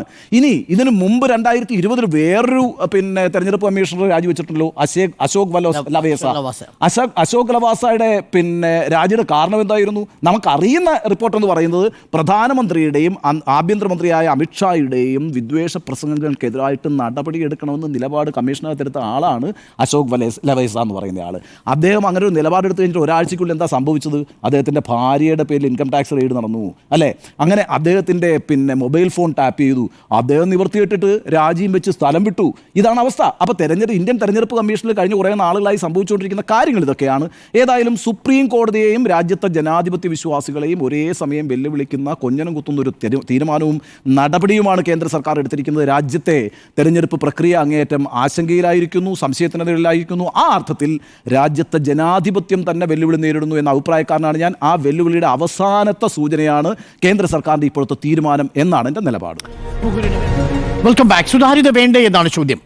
ഇന്ത്യയുടെ ജനാധിപത്യത്തെ അട്ടിമറിക്കുന്നതിന് ഭരണഘടന അട്ടിമറിക്കേണ്ടതില്ലെന്നും ഭരണഘടനയ്ക്കുള്ളിൽ നിന്നുകൊണ്ട് തന്നെ നിങ്ങൾക്ക് ഭൂരിപക്ഷം ഉപയോഗിച്ചുകൊണ്ട് ഭരണഘടനയുടെ ജനാധിപത്യ ആശയത്തെ അട്ടിമറിക്കാൻ കഴിയുമെന്നും വാൺ ചെയ്തത് ഡോക്ടർ BR അംബേദ്കറാണ്. അതേ BR അംബേദ്കറാണ് 1949 അന്ന് ഭരണഘടനാ നിർമ്മാണ സഭയിൽ അന്നത്തെ ആർട്ടിക്കിൾ 289, അതായത് ഇന്നത്തെ ആർട്ടിക്കിൾ 324 സബ് ക്ലോസ് 2 ഇലക്ഷൻ കമ്മീഷനുമായി ബന്ധപ്പെട്ട അന്ന് കോൺസ്റ്റിറ്റ്യൂവന്റ് അസംബ്ലിയുടെ മുൻപിൽ വന്ന കരട് ഭരണഘടനയുടെ രൂപം ചർച്ച ചെയ്തുകൊണ്ട് പറഞ്ഞ വാചകം ഇതാണ്: The House affirmed without any kind of dissent that in the interest of purity and freedom of elections, in the interest of purity, തിരഞ്ഞെടുപ്പിൻ്റെ വിശുദ്ധിയും ആൻഡ് ഫ്രീഡം, സ്വാതന്ത്ര്യവും, ടു ദ ലെജിസ്ലേറ്റീവ് ബോഡീസ്, നിയമസഭകളിലേക്കുള്ള നിയമനിർമ്മാണ സഭകളിലേക്കുള്ള തിരഞ്ഞെടുപ്പിൻ്റെ പ്യൂരിറ്റി നിലനിർത്താനും ഫ്രീഡം നിലനിർത്താനും it was of the most importance that they should be freed from any kind of interference from the executive of the day. നിലവിലിരിക്കുന്ന എക്സിക്യൂട്ടീവിൻ്റെ ഇടപെടലുകളിൽ നിന്ന് അതിനെ വിമുക്തമാക്കേണ്ടതുണ്ട് എന്ന് പറഞ്ഞത് ഡോക്ടർ BR അംബേദ്കറാണ്. ഇത് കോട്ട് ചെയ്തിരിക്കുന്നത് 2023 മാർച്ച് മാസം 2-ാം തീയതി വന്ന സുപ്രീം കോടതിയുടെ വിധിന്യായത്തിലാണ്. ഈ വിധിന്യായത്തിലെ ഈ ഭാഗമാണ് ഇന്ന് രാഹുൽ ഗാന്ധി തൻ്റെ ഡിസെൻറ്റിംഗ് നോട്ടായിട്ട് കുറിച്ചിരിക്കുന്നത്. ഈ കേസ് എന്താണ് എന്ന് ചുരുക്കി ഞാനിങ്ങനെ പറയാം. നമ്മുടെ രാജ്യത്തുള്ള ഭരണഘടനാ ബോഡിയാണ് ഇലക്ഷൻ കമ്മീഷൻ. ഏറ്റവും പ്രധാനപ്പെട്ട കാര്യം, ഇലക്ഷൻ കമ്മീഷൻ നിലവിൽ വരുന്നത് ഭരണഘടന ഔദ്യോഗികമായി നിലവിൽ വരുന്നതിന് ഒരു ദിവസം മുൻപാണ് എന്നുള്ളതാണ്. ആ ഭരണഘടനയ്ക്ക് മുൻപ് നിലവിൽ വന്ന ഭരണഘടനാനുസൃതമായ ബോഡിയാണ്. ജനുവരി 25-ാം തീയതിയാണ് ഇന്ത്യയിൽ ഇലക്ഷൻ കമ്മീഷൻ നിലവിൽ വരുന്നത്. അതാണ് നമ്മൾ പിന്നീട് വോട്ടേഴ്സ് ഡേ ആയിട്ട് ആചരിക്കുന്നത്. 1989 വരെ അതിനെ ഒരു സിംഗിൾ മെമ്പർ ഇലക്ഷൻ കമ്മീഷനായിട്ടാണ് നമ്മൾ കണ്ടിരുന്നത്. സുഖവാസനായിരുന്നു ആദ്യത്തെ ഇലക്ഷൻ കമ്മീഷൻ. ഏകദേശം 17,60,00,000 മനുഷ്യർ വോട്ട് ചെയ്ത് അത് വലിയ ജനാധിപത്യ പരീക്ഷണമാക്കി മാറ്റി തന്നത് ഇലക്ഷൻ കമ്മീഷൻ്റെ നിർഭയമായ എന്നാൽ വളരെ കൃത്യമായ ചിട്ടയോട് കൂടിയിട്ടുള്ള പ്രവർത്തനമായിരുന്നു. ആ ഇലക്ഷൻ കമ്മീഷൻ പിന്നീട് ഒന്നിലധികം അംഗങ്ങളെ ഉൾക്കൊള്ളുന്ന ഒരു ഇലക്ഷൻ കമ്മീഷനായി മാറുന്നത് 1989-കളിലാണ്. പക്ഷേ അതുവരെയും ഇലക്ഷൻ കമ്മീഷനെ നിയമിക്കുന്നത് എങ്ങനെയാണ്? ആർട്ടിക്കിൾ 324 സബ് ക്ലോസ് 2 പ്രകാരം പ്രസിഡന്റാണ് തീരുമാനിക്കേണ്ടത്. പ്രസിഡന്റ് തീരുമാനിക്കണം എന്ന് പറയുമ്പോൾ ആരാണ് തിരഞ്ഞെടുക്കേണ്ടത് എന്നതിനെക്കുറിച്ച് അവിടെ പരാമർശിച്ചിരുന്നില്ല. ഇതൊരു സാധ്യതയായിട്ട് എടുത്തുകൊണ്ടാണ് അക്കാലം അത്രയും ഏറ്റവും മുതിർന്ന ഒരു സീനിയർ ബ്യൂറോക്രാറ്റായ ആളെ ഇലക്ഷൻ കമ്മീഷണറായിട്ട് അപ്പോയിന്റ് ചെയ്ത് കഴിഞ്ഞാൽ അയാളുടെ സീനിയോറിറ്റിയുടെ അടിസ്ഥാനത്തിലാണ് മുഖ്യ തെരഞ്ഞെടുപ്പ് കമ്മീഷണറായിട്ട് തീരുമാനിച്ചിരുന്നത്. 1991 ഒരു ഓർഡിനൻസ് വരുന്നു, പിന്നീട് അത് നിയമമായിട്ട് മാറുന്നു. ആ നിയമത്തിലും ഇലക്ഷൻ കമ്മീഷന്റെ കണ്ടീഷൻസ് ഓഫ് സർവീസിനെ കുറിച്ച് മാത്രമാണ് പറഞ്ഞിരുന്നത്, അപ്പോയിൻമെന്റിനെ കുറിച്ച് പറഞ്ഞിരുന്നില്ല. അവിടെ ഒരു വാക്വം ഉണ്ടായിരുന്നു എന്നുള്ളത് ശരിയാണ്. ആരാണ് ഇലക്ഷൻ കമ്മീഷനെ തീരുമാനിക്കേണ്ടത്? ഒറ്റ കാര്യമേ ഉള്ളൂ, പ്രസിഡന്റാണ്. പ്രസിഡന്റ് അങ്ങനെ തീരുമാനിക്കുമ്പോൾ ആരാണ് പ്രസിഡന്റിനെ സ്വാഭാവികമായിട്ടും അഡ്വൈസ് ചെയ്യുക? അതാണ് കേന്ദ്ര സർക്കാരിന്റെ വാദം. അങ്ങനെ വന്നാൽ അത് അഡ്വൈസ് ചെയ്യുന്നത് കൗൺസിൽ ഓഫ് മിനിസ്റ്റേഴ്സ് ആയിരിക്കും. അങ്ങനെ കൗൺസിൽ ഓഫ് മിനിസ്റ്റേഴ്സ് അഡ്വൈസ് ചെയ്യുന്ന ഒരാളെ പ്രസിഡന്റ് ഇലക്ഷൻ കമ്മീഷന്റെ തലപ്പത്തേക്ക് കൊണ്ടുവരുന്ന രീതിയായിരുന്നു ഇതുവരെയും പുലർത്തിപ്പോന്നിരുന്നത്. എന്നാൽ അതിനെയാണ് നിലവിൽ ചോദ്യം ചെയ്യുന്നൊരു സാഹചര്യം ഉണ്ടായത്. ചോദ്യം ചെയ്യുന്ന ഒരു സാഹചര്യം ഉണ്ടാവുന്നത് എങ്ങനെയാണ്? 2022 നമുക്കറിയാവുന്നതുപോലെ ഇതിൽ ഈ അരുൺ ഗോയൽ അധികാരത്തിലേക്ക് വരുന്ന സമയം 2022 നവംബർ മാസം 18-ാം തീയതി ഒരു വലിയ ചർച്ച നടന്നു. അദ്ദേഹം രാജിവെച്ചതുപോലെ തന്നെ അദ്ദേഹത്തിന്റെ നിയമനവും ചർച്ചാ വിഷയമായി. എന്തായിരുന്നു ചർച്ചാ വിഷയം? 2022 മെയ് മാസം 15-ാം തീയതി ഇലക്ഷൻ കമ്മീഷനിൽ ഒരു ഒഴിവ് വരുന്നു. ആ ഒഴിവിലേക്ക് ആരെ പരിഗണിക്കുമെന്നുള്ളത് സർക്കാർ തീരുമാനിക്കുന്നതേയില്ല. വളരെ പെട്ടെന്ന് മെയ് കഴിഞ്ഞു, June, July, August, September, October, November മാസമാകുമ്പോൾ 18-ാം തീയതി അരുൺ ഗോയലിൻ്റെ റെസിഗ്നേഷൻ കത്ത് പോവുകയാണ്. പേഴ്സണൽ കാര്യങ്ങൾ ചൂണ്ടിക്കാട്ടി രാജിവെക്കണം എന്ന അഭ്യർത്ഥന അരുൺ ഗോയൽ നടത്തുന്നു. MA അതിനുശേഷം എന്താ സംഭവിച്ചത്? ആ ദിവസം അദ്ദേഹത്തെ റിലീസ് ചെയ്യുന്നു. 19-ാം തീയതി അദ്ദേഹം ഇലക്ഷൻ കമ്മീഷണറായി മാറുകയാണ്. അരുൺ ഗോയൽ ഇലക്ഷൻ കമ്മീഷണറായി മാറുകയാണ്. ആ അരുൺ ഗോയൽ ഇലക്ഷൻ കമ്മീഷനായി ഒരു സുപ്രഭാതത്തിൽ സർവീസിൽ നിന്ന് രാജിവെച്ച് വരുന്നതിനെ അന്ന് ചോദ്യം ചെയ്തുകൊണ്ടൊക്കെ ഒരുപാട് ഹർജികൾ കോടതിയിൽ വരുന്നു. ഈ ഒരു പശ്ചാത്തലത്തിൽ കൂടിയാണ് 2023 മാർച്ച് മാസം 2-ാം തീയതി സുപ്രധാനമായ ആ വിധി വരുന്നത്. ആ വിധിയിൽ KM ജോസഫിന്റെ നേതൃത്വത്തിലുള്ള 5-അംഗ ബെഞ്ചിൽ വളരെ കൃത്യമായി വിധിയിൽ പറയുന്നു, impartiality of election commission is key in ensuring free and fair election.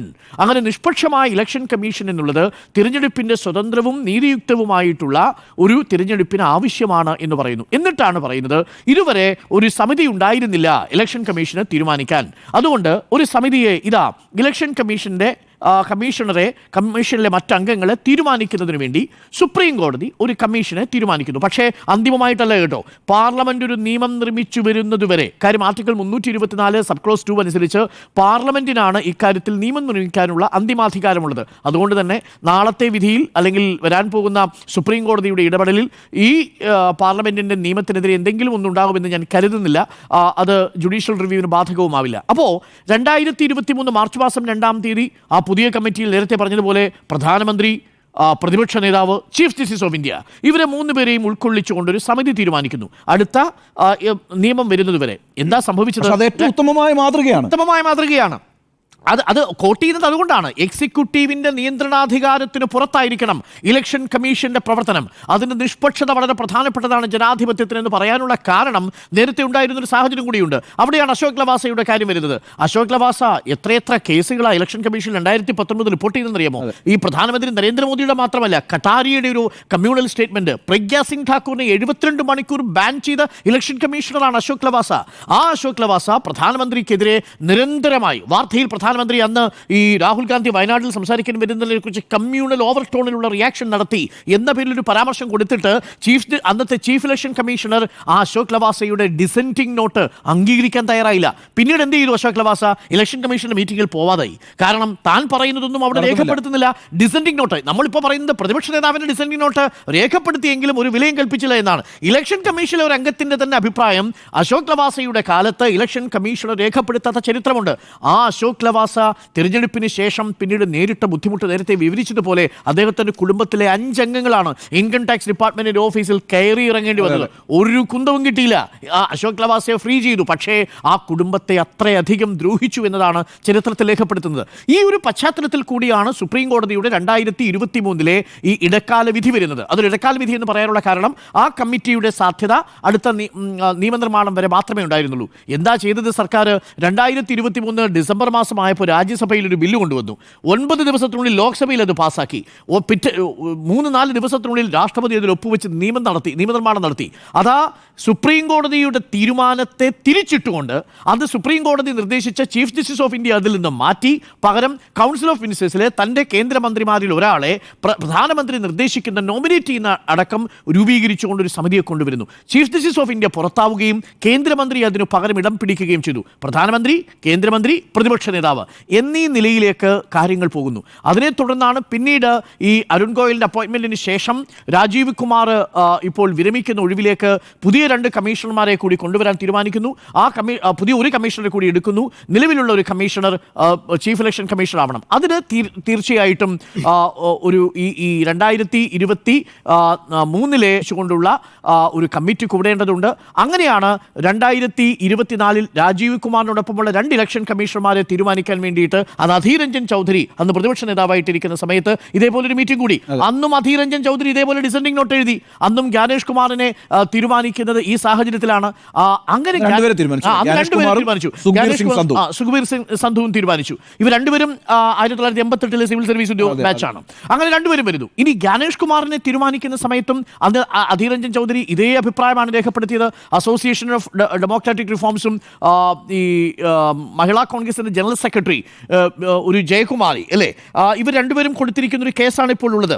ഈ കേസ് പരിഗണിക്കുന്നതുവരെ ഈ കമ്മിറ്റി കൂടരുതെന്നും അങ്ങനെ ഈ കമ്മീഷൻ ഏതെങ്കിലും തരത്തിൽ ഇലക്ഷൻ കമ്മീഷനെ കോൺസ്റ്റിറ്റ്യൂട്ട് ചെയ്തതെന്നുമുള്ള ഡിസെൻഡിംഗ് നോട്ട് അന്നും തള്ളിക്കളഞ്ഞു. ഇപ്പോഴും 48 മണിക്കൂർ കൂടി കാത്തിരുന്നുകൂടെ എന്നാണ് പ്രതിപക്ഷ നേതാവ് ചോദിച്ചത്. എന്നാൽ അതിന് തയ്യാറായില്ല. സുപ്രീം കോടതിയുടെ വിധി വരുന്നതിന് മുൻപ് തന്നെ ജ്ഞാനേഷ് കുമാറിനെ തീരുമാനിക്കാൻ വേണ്ടിയാണ് സർക്കാർ തീരുമാനിച്ചത്. അതുകൊണ്ട് തന്നെ പ്രധാനമന്ത്രിയും അമിത്ഷായും കൂടി ഒരു പേര് നിർദ്ദേശിച്ചു. ആ പേര് വരുന്നത് എങ്ങനെയാണെന്ന് വെച്ചാൽ ആദ്യം ചട്ടപ്രകാരം നിയമവകുപ്പിന്റെ ഒരു നിയമവകുപ്പ് ലോ മിനിസ്റ്ററാണ് ആദ്യം. ലോ മിനിസ്റ്റർ സെർച്ച് കമ്മിറ്റി ഉണ്ടാക്കും. അർജുൻ റാം മേഘ്വാളാണ് നിയമമന്ത്രി. ആ നിയമമന്ത്രിയുടെ നേതൃത്വത്തിൽ 2 ബ്യൂറോക്രാറ്റുകൾ കൂടി ചേർന്ന് 5 പേരുടെ ലിസ്റ്റ് തയ്യാറാക്കി. ചീഫ് ഇലക്ഷൻ കമ്മീഷണറുടെ സ്ഥാനത്തേക്ക് ജ്ഞാനേഷ് കുമാർ അടക്കമുള്ളവരുടെ 5 പേരും, അതേപോലെ മുഖ്യ തെരഞ്ഞെടുപ്പ് ഇലക്ഷൻ കമ്മീഷൻ അംഗം എന്ന നിലയിൽ പുതിയൊരാളെ കണ്ടെത്തുന്നതിന് വേണ്ടി 5 പേരുടെ ലിസ്റ്റും തയ്യാറാക്കി. ഈ 2 പട്ടികയും ഈ കമ്മീഷന് മുമ്പാകെ വെച്ചു. ആ കമ്മിറ്റിയിൽ തൻ്റെ വിയോജനക്കുറിപ്പുമായിട്ട് രാഹുൽ ഗാന്ധി ഇറങ്ങിപ്പോകുന്നു. ആ വിയോജനക്കുറിപ്പ് അവിടെ വെച്ച് പോകുന്നു. ആ വിയോജനക്കുറിപ്പാണ് ഇന്ന് പുറത്തു വന്നിരിക്കുന്നത്. പക്ഷേ ഈ ജ്ഞാനേഷ് കുമാറിനെ തിരഞ്ഞെടുത്തതിൽ അദ്ദേഹത്തിൻ്റെ ഇൻറ്റഗ്രിറ്റി നമ്മൾ ചോദ്യം ചെയ്യുന്നില്ല. പക്ഷേ ആ സമയത്തും അദ്ദേഹത്തിന് നേരത്തെ പറഞ്ഞ ചുമതലയ്ക്കൊപ്പം വേറൊരു ചുമതലയും കൂടെ ഉണ്ടായിരുന്നു കേട്ടോ. ഈ ആർട്ടിക്കിൾ 370 റദ്ദു ചെയ്യുന്നതിനുള്ള, സ്ക്രാപ്പ് ചെയ്യുന്നതിനുള്ള നിയമനിർമ്മാണ പ്രക്രിയയിൽ അദ്ദേഹത്തിൻ്റെ ചുമതലയിൽ ആയിരുന്നു. അന്ന് അഡീഷണൽ സെക്രട്ടറി ആയിട്ട് ഹോം മിനിസ്ട്രിയിൽ പ്രവർത്തിക്കുന്ന സമയത്ത് ആ ചുമതല അദ്ദേഹത്തിനായിരുന്നു എന്നതിന് പുറമെ ഈ അയോധ്യയിലെ ക്ഷേത്രവുമായി ബന്ധപ്പെട്ട ട്രസ്റ്റ്, തീർത്ഥ ട്രസ്റ്റിൻ്റെ രൂപീകരണത്തിൻ്റെ പ്രത്യേക ചുമതലയും ഈ ജ്ഞാനേഷ് കുമാറിന് നൽകിയിരുന്നു. രാം ജന്മഭൂമി തീർത്ഥ ട്രസ്റ്റിൻ്റെ അഡീഷണൽ ചുമതല കൂടി വഹിച്ചിരുന്ന ഒരു ഉദ്യോഗസ്ഥനാണ് ജ്ഞാനേഷ് കുമാർ എന്നതറിയുമ്പോഴാണ് ഇതിൻ്റെ പേരിലുള്ള രേഖകൾ കൈകാര്യം ചെയ്യുന്ന ഉദ്യോഗസ്ഥനാണ്. അപ്പം സ്വാഭാവികമായും സർക്കാരിൽ ഏറ്റവും വിശ്വാസ്യതയുള്ള ഒരാളെ മുഖ്യ തെരഞ്ഞെടുപ്പ് ഓഫീസറിലേക്ക്, മുഖ്യ തെരഞ്ഞെടുപ്പ് കമ്മീഷണറുടെ സ്ഥാനത്തേക്ക് കൊണ്ടുവരുമ്പോൾ ഞാൻ തുടക്കത്തിൽ സൂചിപ്പിച്ച ഡോക്ടർ BR അംബേദ്കറിൻ്റെ ആശങ്കകൾ ഫലവത്താവുകയിലെ ഭരണഘടനയെ അട്ടിമറിക്കാതെ അതിലെ പഴുതുകൾ ഉപയോഗിച്ചുകൊണ്ട് എക്സിക്യൂട്ടീവിന് ഇടപെടാൻ ഒരു അവസരം നൽകുന്ന രീതിയിൽ ഒരു മുഖ്യ തെരഞ്ഞെടുപ്പ് കമ്മീഷണറെ നിങ്ങൾ തീരുമാനിക്കുമ്പോൾ അതിൽ നിഷ്പക്ഷത, ഫ്രീ ആൻഡ് ഫെയർ ഇലക്ഷൻ നടത്താനുള്ള അതിൻ്റെ ഇംപാർഷ്യാലിറ്റി എന്നുള്ളത് ചോദ്യം ചെയ്യപ്പെടുന്നു എന്നുള്ളതാണ് ഏറ്റവും പ്രധാനമായിട്ടുള്ള കാര്യം. അതുകൊണ്ട് ഇതൊരു ജനാധിപത്യത്തെ അട്ടിമറിക്കുന്നതിനുള്ള ഒരു ഷോർട്ട് കട്ട് മെത്തേഡാണ് സ്വീകരിച്ചിരിക്കുന്നത്. അത് യഥാർത്ഥത്തിൽ ഇന്ത്യയുടെ ജനാധിപത്യ ആരോഗ്യത്തിന് ഗുണകരമായിരിക്കില്ല എന്നുകൂടി പറയും. കാരണം ഇന്നിപ്പോൾ നരേന്ദ്രമോദി അധികാരത്തിൽ നിന്ന് പോയാലും വരാൻ പോകുന്നൊരു ഭരണകൂടത്തിന് ഇത് തുടരാം എന്നുള്ളതാണ്. അപ്പോൾ നാളെ ഈ നരേന്ദ്രമോദിയേക്കാൾ കുറച്ചുകൂടി ഏകാധിപത്യ സ്വഭാവമുള്ള ഒരാൾ വരികയാണെങ്കിൽ ഇതേ പഴുതുകൾ ഉപയോഗിച്ച് എല്ലാ ഭരണഘടനയുടെ ജനാധിപത്യത്തിൻ്റെ രീതികളും അട്ടിമറിക്കപ്പെടാം. ഈ കഴിഞ്ഞ തെരഞ്ഞെടുപ്പിൽ നരേന്ദ്രമോദിക്കെതിരായിട്ട് എപ്പോഴെങ്കിലും നോട്ടീസ് കൊടുത്തായിട്ട് നമ്മൾ കേട്ടിട്ടുണ്ടോ? രാജസ്ഥാനിലെ ബൻസ്വാരയിൽ നടത്തിയ പ്രസംഗത്തിൽ നേരത്തെ സൂചിപ്പിച്ച പെറ്റുകൂട്ടുന്നവരാണ് എന്ന വളരെ കമ്മ്യൂണലായി സ്റ്റേറ്റ്മെൻറ്റ് നടത്തിയപ്പോൾ നോട്ടീസ് കൊടുത്തത് ആർക്കാണെന്നറിയാമോ? പ്രതിപക്ഷ നേതാവ് സംസാരിച്ചാൽ പ്രതിപക്ഷ നേതാവിനെതിരെ നോട്ടീസ് കൊടുക്കും. പക്ഷേ പ്രധാനമന്ത്രി നരേന്ദ്രമോദി സംസാരിച്ചാൽ നോട്ടീസ് കൊടുക്കുന്നത് BJP സംസ്ഥാന ദേശീയ പ്രസിഡന്റിന് JP നദ്ദയ്ക്കാണ് കൊടുക്കുക. അതാണ് രാജീവ് കുമാറിൻ്റെ ലോയൽറ്റി. ആ ലോയൽറ്റിക്ക് ശേഷം ജ്ഞാനേഷ് കുമാറിൽ നിന്ന് ആ ലോയൽറ്റി പ്രതീക്ഷിക്കുന്നുണ്ടാവാം. അങ്ങനെ ലോയൽറ്റി ഉണ്ടാവുന്നത് ശരിയല്ല. ഒരു ഇൻറ്റഗ്രിറ്റി ഉള്ള ഓഫീസറാണ് അദ്ദേഹം എന്ന കാര്യത്തിൽ എനിക്ക് സംശയമില്ല. പക്ഷേ എങ്കിൽ പോലും ഇതിൽ ചീഫ് ജസ്റ്റിസ് ഓഫ് ഇന്ത്യയെ റീപ്ലേസ് ചെയ്തുകൊണ്ട് അവിടെ അമിത്ഷായെ അഥവാ ഒരു കേന്ദ്രമന്ത്രിയെ കൊണ്ടുവരുന്ന രീതി സുതാര്യത ഒട്ടുമില്ലാത്തതാണ്. സുപ്രീം കോടതിയുടെ വിധിക്ക് വേണ്ടി കാത്തിരിക്കാമായിരുന്നു. പക്ഷേ നിർഭാഗ്യവശാൽ അത് ചെയ്തില്ല എന്നതാണ് ഏറെ ഖേദകരമായ കാര്യം. അതുകൊണ്ട് ഇത് ഭരണഘടനയെ വളഞ്ഞ വഴിയിൽ അട്ടിമറിക്കാനുള്ള അവരുടെ സ്ഥിരം രീതിയാണ്. ഇതാദ്യമായിട്ടല്ലല്ലോ. നമ്മൾ കണ്ട ED, നമ്മൾ കണ്ട ഗവർണർ, നമ്മൾ കണ്ട ഇലക്ഷൻ കമ്മീഷണർ, അങ്ങനെ സാധ്യമായതെല്ലാം ഇൻകം ടാക്സ് ഡിപ്പാർട്ട്മെൻറ്റ്, സാധ്യമായതെല്ലാം കേന്ദ്ര സർക്കാർ ഉപയോഗിക്കുന്നുണ്ട്. ഭരണഘടനാപരമായ സ്ഥാപനങ്ങളെ തന്നെ ഹൈജാക്ക് ചെയ്തുകൊണ്ട് ജനാധിപത്യ പ്രക്രിയ അട്ടിമറിക്കാനുള്ള നീക്കം എന്ന നിലയിൽ തന്നെയാണ് ഞാനും ഇതിനെ കാണുന്നത്. തീർച്ചയായിട്ടും പ്രതിപക്ഷ നേതാവിൻ്റെ ആശങ്കകൾക്ക് അടിസ്ഥാനമുണ്ട് എന്നാണ് എൻ്റെ ടേക്ക്. ഒരിടവേളയ്ക്ക് ശേഷം തുടരാം. Welcome back. തെരഞ്ഞെടുപ്പ് കമ്മീഷന്റെ നിയമനത്തിൽ സുതാര്യത വേണ്ടേ എന്നാണ് ചോദ്യം. അൻഡു, രാഷ്ട്രീയത്തിന് തെരഞ്ഞെടുപ്പ് കമ്മീഷൻ പോലെയുള്ള നയതന്ത്ര പ്രധാനപ്പെട്ട സ്ഥലങ്ങളിൽ രാഷ്ട്രീയക്കാർ തീരുമാനമെടുക്കുന്നതിനപ്പുറം തീരുമാനമെടുക്കണം, അത് സ്വതന്ത്ര ചുമതലയുള്ള സംവിധാനമാകണം എന്നുള്ള പരാതിയുടെ അടിസ്ഥാനത്തിലാണ് ഈ പറഞ്ഞ KM ജോസഫ് ചീഫ് ജസ്റ്റിസായ ബെഞ്ച് ജസ്റ്റിസായ 5-അംഗ ഭരണഘടനാ ബെഞ്ച് ഇങ്ങനൊരു ഉത്തരവിറക്കുന്നത്. കാരണം അതെന്തിനു വേണ്ടിയിട്ടാണ്? അത് ഈ പറയുന്ന ഭരണഘടനാ സംവിധാനം ഈ പറഞ്ഞ രാഷ്ട്രീയത്തിനപ്പുറം നിൽക്കണം എന്നുള്ളൊരു ഉദ്ദേശത്തോടു കൂടി തന്നെയാണല്ലോ.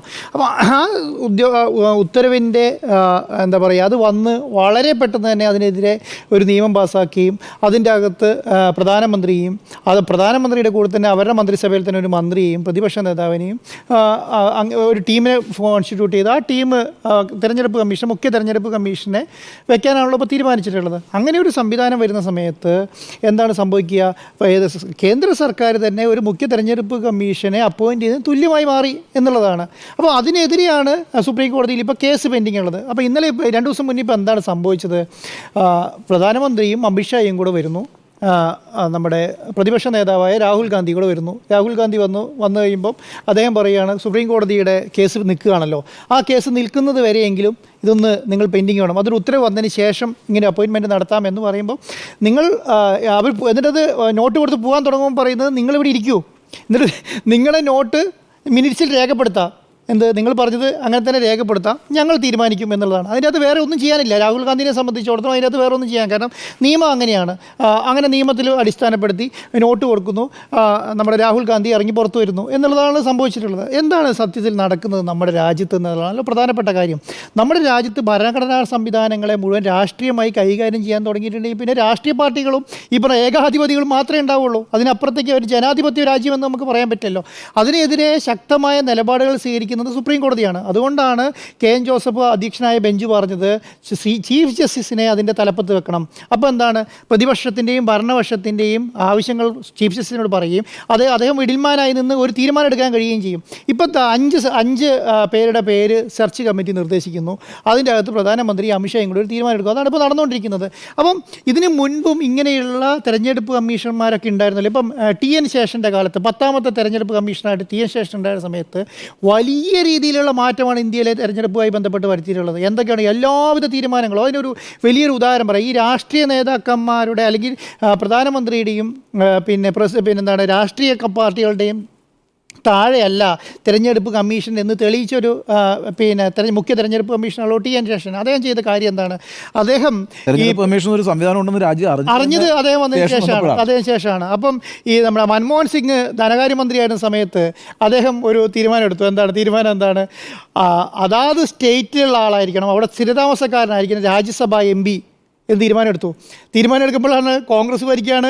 ഈ പറയുന്ന മൻമോഹൻ സിംഗ് ധനകാര്യമന്ത്രിയാണ്. ആ ധനകാര്യമന്ത്രിയായിരുന്ന മൻമോഹൻ സിംഗിൻ്റെ വരെ കസേര തെറിക്കും. കാരണം ഈ തീരുമാനം, കാരണം അദ്ദേഹം വേറെ സ്റ്റേറ്റിൽ നിന്നാണ് വന്നിരിക്കുന്നത്. അപ്പോൾ ആ സ്റ്റേറ്റിന് വരെ അന്ന് അങ്ങനെ ഒരു തീരുമാനം എടുക്കാൻ മാത്രം തൻ്റെ ഇടമുള്ള എന്ന് പറഞ്ഞാൽ ധനകാര്യമന്ത്രിയുടെ കസേര തെറിപ്പിക്കാൻ തൻ്റെ ഇടമുള്ള തെരഞ്ഞെടുപ്പ് കമ്മീഷന്മാരുണ്ടായിരുന്ന രാജ്യമാണിത്. എന്തൊക്കെയാണ് വലിയ രീതിയിലുള്ള മാറ്റങ്ങളല്ലേ? കാരണം ഒരു പ്രസിഡൻഷ്യൽ ഭരണത്തിൻ്റെ മേലെ നിന്നുകൊണ്ട് ഈ പറഞ്ഞ സംവിധാനങ്ങളെ മുഴുവൻ കൈകാര്യം ചെയ്തു. ഇന്ത്യയുടെ തെരഞ്ഞെടുപ്പ് വോട്ടർ ID അദ്ദേഹമാണ് കൊണ്ടുവന്നത്.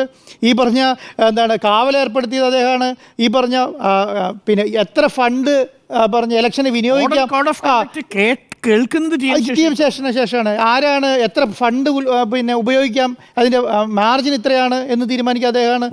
ശിവസേന ഭരിക്കുന്ന കാലത്ത് ബാൻ ചെയ്തിട്ടുണ്ട് 6 വർഷത്തേക്ക്. അതാണ്. അത് മാത്രമാണോ, ക്യാമറയും പിടിച്ചിട്ട് ഇവർ പറയുന്ന ഒബ്സർവർമാരായിട്ട് ആൾക്കാരെ ഇറക്കിയത് TN ശേഷന്. ഇദ്ദേഹം എന്ന് പറയുന്നത് ദൈവത്തിന് ശേഷം ഈ രാഷ്ട്രീയക്കാർ പേടിച്ച ഏക വ്യക്തി എന്ന് പറയുന്നത് TN ശേഷനാണ്. അതുപോലെയുള്ള ശക്തമായ മുഖ്യ തെരഞ്ഞെടുപ്പ് കമ്മീഷണർമാരുണ്ടായിരുന്ന പറയുന്ന രാജ്യത്ത് ഇപ്പം എന്താണ് നടക്കുന്നത്?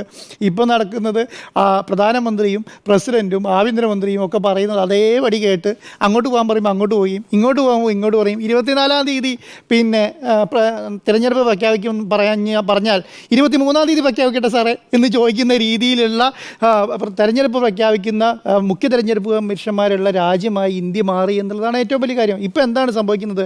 ഇപ്പം നാളെ പിന്നെ ഈ കേസ് വരുന്നുണ്ടല്ലോ. നാളെ ഈ കേസ് വരുന്ന സമയത്ത് ഇന്ന് തന്നെ തീരുമാനം എടുക്കുകയാണ്. ഒരു ദിവസം വെയിറ്റ് ചെയ്യാൻ പറ്റുന്നില്ല.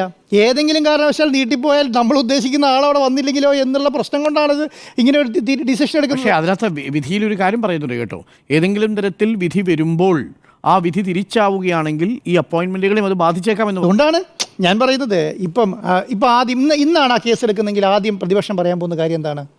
ഇങ്ങനൊരു തീരുമാനം എടുക്കരുതല്ലേ പറയുള്ളൂ ഈ കേസ്. അപ്പോൾ എന്ത് ചെയ്യണം? അതിന് മുൻപ് കേസ് വരുന്നതിന് മുന്നേ ഈ കാര്യം പറയണം.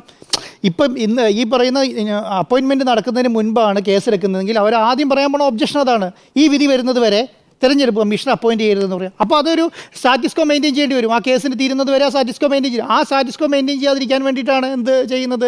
ഈ പറഞ്ഞ കേസ് ഇദ്ദേഹത്തെ അപ്പോയിൻറ്റ് ചെയ്യുന്നത്. അപ്പം ഇന്ത്യയെ സംബന്ധിച്ചിടത്തോളം എന്താണ്? ഇന്ത്യയെ സംബന്ധിച്ചിടത്തോളം വലിയ മാറ്റങ്ങൾ പിന്നെ നമ്മുടെ രാഷ്ട്രീയത്തിൽ നടക്കുന്നുണ്ട്. ഇപ്പോൾ എന്താണ്? രാഷ്ട്രീയ ഭരണഘടനയ്ക്കപ്പുറം രാഷ്ട്രീയ നേതാക്കന്മാരും രാഷ്ട്രീയക്കാരാൽ നിയമിക്കപ്പെടുന്ന ആൾക്കാർ മാത്രമായി ഇത് മാറി എന്നുള്ളതാണ്. അരുൺ സാർ നേരത്തെ പറഞ്ഞ പോലെ എന്താണ് ഈ പറഞ്ഞ നമ്മുടെ തെരഞ്ഞെടുപ്പ് കമ്മീഷൻ്റെ മാഹാത്മ്യം എന്താണ്? 2021 വരെ അമിത്ഷാൻ്റെ ആഭ്യന്തര അണ്ടർ സെക്രട്ടറി ആയിരുന്നു അദ്ദേഹമായിട്ട് നല്ല ബന്ധമാണ് ഈ പറഞ്ഞ ഗാനേഷ് കുമാർ. അതുപോലെ തന്നെ എന്താണ് കാശ്മീരുമായി ബന്ധപ്പെട്ട കാര്യത്തിൻ്റെ അകത്ത് ഈ 370 പിന്നെ നിരോധിക്കുന്നതുമായി ബന്ധപ്പെട്ട കാര്യത്തിൻ്റെ അകത്ത് അദ്ദേഹമായിരുന്നു തീരുമാനം എടുത്തുകൊണ്ടിരുന്നത്. അദ്ദേഹമാണ് ആ ഡോക്യുമെൻ്റ് മുഴുവൻ തയ്യാറാക്കിയിരുന്നത്. ഏറ്റവും പ്രധാനപ്പെട്ട കഴിഞ്ഞ 2024 ഇലക്ഷനിലെ ഈ BJPയുടെ ഏറ്റവും തുറുപ്പിയിട്ട് എന്തായിരുന്നു? ഈ പറഞ്ഞ ക്ഷേത്രമാണല്ലോ, അയോധ്യ ക്ഷേത്രമാണല്ലോ. അയോധ്യ ക്ഷേത്രത്തിൻ്റെ കേസ് സുപ്രീം കോടതി നടത്തിയത് ഗാനേഷ് കുമാറാണ്. ട്രസ്റ്റിൻ്റെ ചെയർമാനാണ്. ഈ പറഞ്ഞ രേഖകൾ മുഴുവൻ കൊടുത്ത് അപ്പോൾ അത്രയധികം BJPയുമായി അടുത്ത് നിൽക്കുന്ന ഗാനേഷ് കുമാറിനെ തെരഞ്ഞെടുപ്പ് കമ്മീഷനായാൽ ഈ 2029 വരെയാണ്. അടുത്ത പിന്നെ പാർലമെൻറ്റ് ഇലക്ഷനും അടുത്ത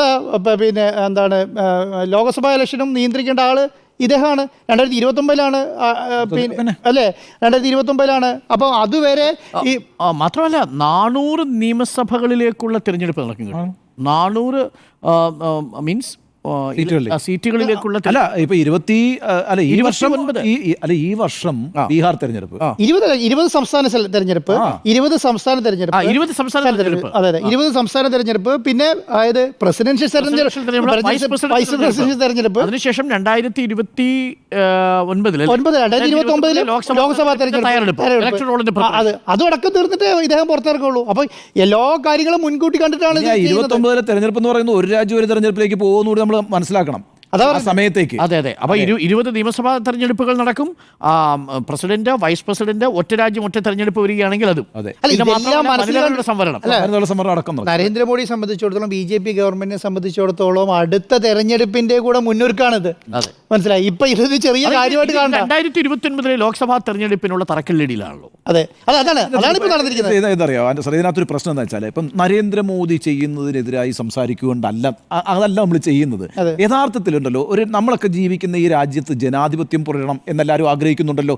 ആ ജനാധിപത്യം പുലർന്നാൽ മാത്രമേ നമുക്കിങ്ങനെ സ്വാതന്ത്ര്യത്തോടു ഇരുന്ന് ആരെയും വിമർശിക്കാൻ പറ്റൂ. എന്ന് മാത്രമല്ല നിങ്ങൾക്ക് ഏതെങ്കിലും ഒരു രാഷ്ട്രീയ പാർട്ടിയിൽ വിശ്വസിച്ച് ജനാധിപത്യം ഉണ്ടാകണം. അപ്പോൾ ആ ജനാധിപത്യം ഉണ്ടാകണമെങ്കിൽ ഭരണഘടനാ സ്ഥാപനങ്ങൾ നിഷ്പക്ഷമായി നിൽക്കണ്ടേ? അതെല്ലാവരുടെയും ആവശ്യമല്ലേ? അതാണ് ഞാൻ പറഞ്ഞു. ഇപ്പം മോദി പോയാൽ പോലും പുതിയതായിട്ട് വരുന്ന കോൺഗ്രസിന്റെ ഒരാൾ നേതാവാണ് വരുന്നതെങ്കിൽ പോലും ഇത് ചെയ്യാമല്ലോ. ഏകാധിപതി ആണെങ്കിൽ ഈ വഴി ഓപ്പൺ ആണ്. അപ്പം അതാണ് ഞാൻ പറയുന്നത്. ഇതിപ്പോൾ നമ്മൾ ഏതെങ്കിലും ഒരു സർക്കാർ ഒരു കാര്യം ചെയ്യുമ്പോൾ സർക്കാരിൻ്റെ ഒരു വിശ്വസ്തനെ അവിടെ കൊണ്ട് നിയമിക്കുന്നതിൽ എന്താണ് തെറ്റ് എന്നൊക്കെയുള്ള സാമാന്യ യുക്തികൾ പ്രചരിക്കുന്നുണ്ട്. ഇപ്പം ജ്ഞാനേഷ് കുമാറിനെ പോലെ ഒരാളെ അദ്ദേഹം ഇപ്പം BJPയുടെ വിശ്വസ്തനായി പോയതൊരു കുഴപ്പമാണോ? അല്ലെങ്കിൽ അമിത്ഷായുടെ വിശ്വസ്തനായി പോയതൊരു കുഴപ്പമാണോ? അദ്ദേഹത്തെ അവിടെ സ്ഥാപിച്ചാൽ എന്താണ്? അങ്ങനെ വിശ്വസ്തന്മാരെ സ്ഥാപിക്കേണ്ട സ്ഥലങ്ങളല്ല ഭരണഘടനാ പദവികൾ എന്ന് പറയുന്നത്. അങ്ങനെ സ്ഥാപിക്കാതിരുന്നാൽ മാത്രമേ ജനാധിപത്യം ഉണ്ടാവുള്ളൂ. എനിക്കും നിങ്ങൾക്കുമൊക്കെ ഈ രാജ്യത്ത് സ്വാതന്ത്ര്യത്തോടുകൂടി വിയോജിച്ചുകൊണ്ടും യോജിച്ചുകൊണ്ടും ജീവിക്കാനുള്ള സാഹചര്യം ഉണ്ടാകണമെങ്കിൽ ആ രീതിയിലുള്ള പ്രവർത്തനങ്ങളായിരിക്കണം ഭരണഘടനയിൽ ഊന്നി നിന്നുകൊണ്ടുള്ള പ്രവർത്തനങ്ങളായിരിക്കണം കേന്ദ്ര സർക്കാർ ഏറ്റവും നടക്കുന്നത്. അവിടെ ഡീവിയേറ്റ് ചെയ്താലുണ്ടല്ലോ ഇതിനകത്ത് രാഷ്ട്രീയമല്ല പ്രശ്നം. BJP ചെയ്തു അതുകൊണ്ട് എതിർത്തു, നരേന്ദ്രമോദി ചെയ്തു അതുകൊണ്ട് എതിർത്തു, അതല്ല പ്രശ്നം. നമ്മളുടെ സ്വാതന്ത്ര്യവും നമ്മളുടെ ജനാധിപത്യവും സംരക്ഷിക്കപ്പെടണ്ടേ, അത് ഭാവി തലമുറയ്ക്ക് കൂടി ഉറപ്പാക്കപ്പെടണ്ടേ. ആ ഒരു സാഹചര്യം ഉണ്ടാവണമെങ്കിൽ വളരെ നിസ്സാരമാണെന്ന് നമുക്ക് തോന്നാമേ. ജ്ഞാനേഷ് കുമാർ, ഒരാളെ പിടിച്ച് അവിടെ ആക്കിയാൽ എന്താ കുഴപ്പം തോന്നാം. അങ്ങനെ നിസ്സാരമല്ല ഈ പ്രശ്നങ്ങൾ. നമുക്കൊരു ഇടവേളയുണ്ട്, നമുക്ക് റിസൾട്ടിലേക്ക് പോയാലോ? നമുക്ക് റിസൾട്ടിലേക്ക് കൂടി പോകാം. അതിനു മുൻപ് ഒരു വെൽക്കം ബാക്ക്. സുതാര്യത വേണ്ടേ എന്നാണ് ചോദ്യം. 3 പേരുടെയും അഭിപ്രായം യെസ് എന്നാണ്.